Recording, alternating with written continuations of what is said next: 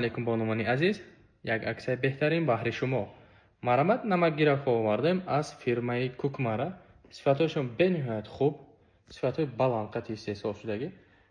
نبار از 7 предмети iborat است. چخیلی که میبینید 3 تا نمکگیرکی کلان دارد مرامت و 4 تای دیگر خورد دارد.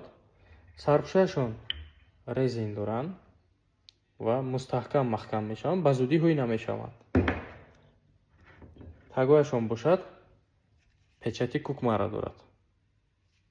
شکلی که میدونید کوکمارا صفتش بهترین است.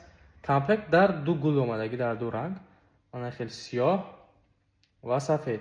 نرخشون باشد با اکسیا همگی 350 سومانی. دستافکش در درون شهر دوشنبه کاملا رایگان همه منطقه جمهوری تاجیکستان روان میکنیم.